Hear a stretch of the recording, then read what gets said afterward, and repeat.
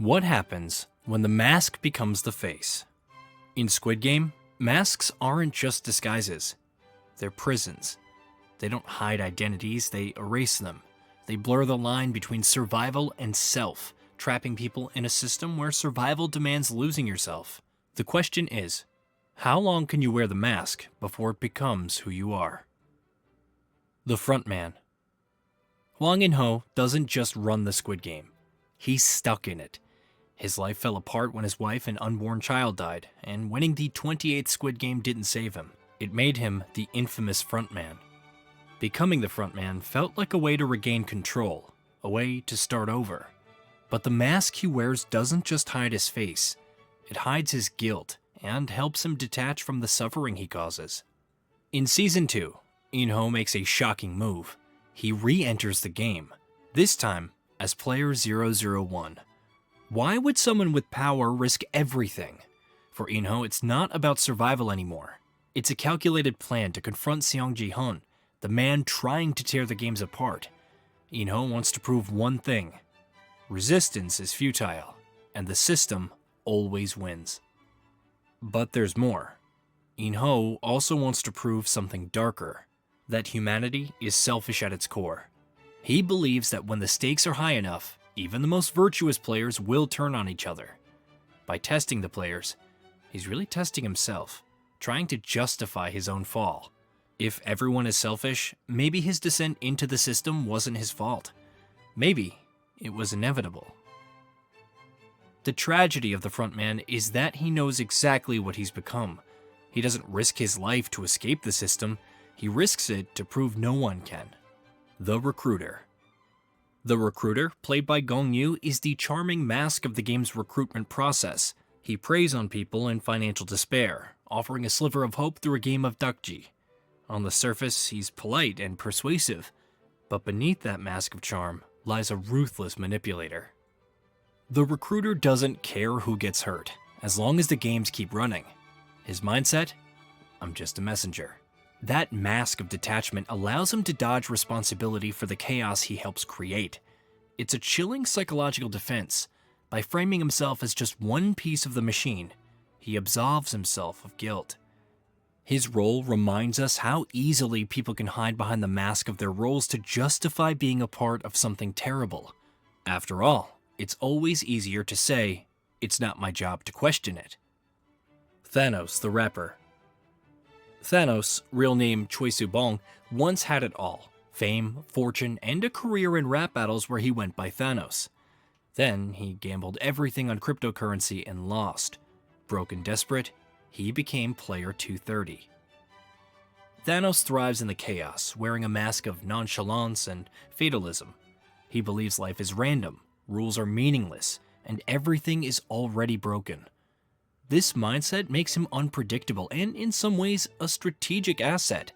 While others panic under pressure, Tanos stays calm, gets wild, and improvises his way through impossible scenarios.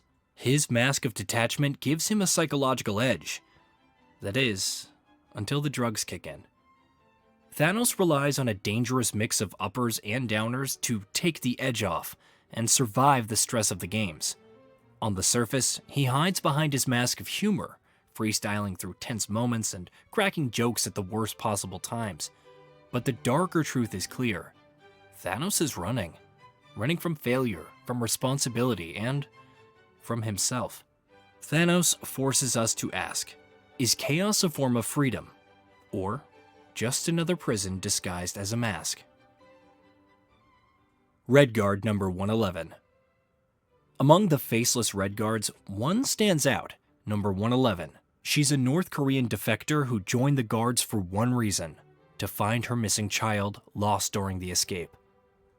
Unlike the other guards, she quietly rebels. She defies the organ trafficking ring and executes victims with clean headshots, quick, merciful, and deliberate. Every headshot is a tiny act of defiance, a way of showing mercy, sparing victims from further suffering and stopping their bodies from being exploited. For her, it's also a way to take back some control in a system that's taken everything from her. Behind her mask is a woman clinging to the last fragments of her humanity. To the system, she's just another cog.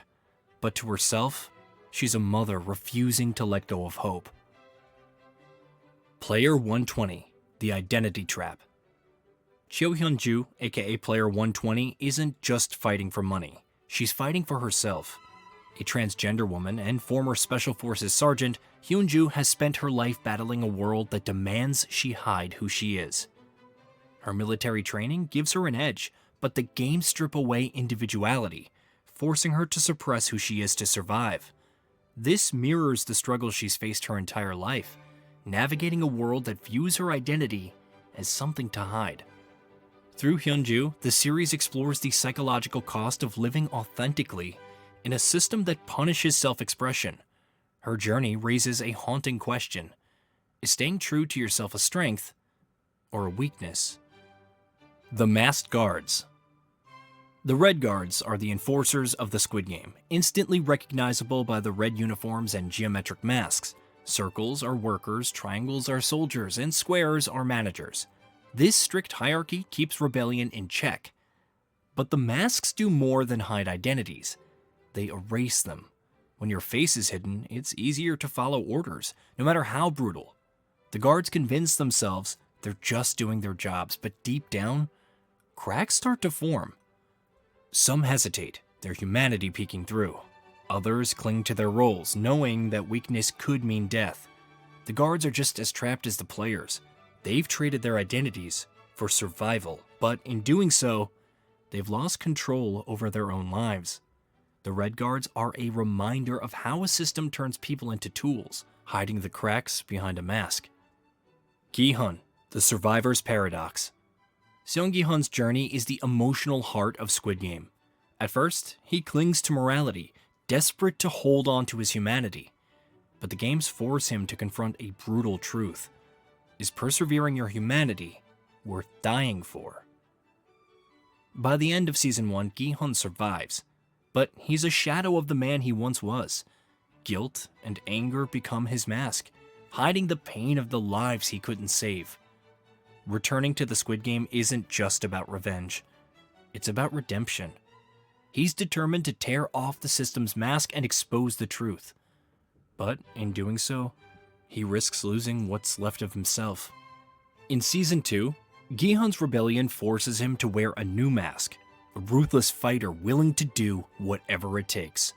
The line between hero and villain begins to blur. The question is, how far can you go to destroy the mask of the system before it becomes your own? What happens when the mask becomes permanent? When survival demands losing yourself?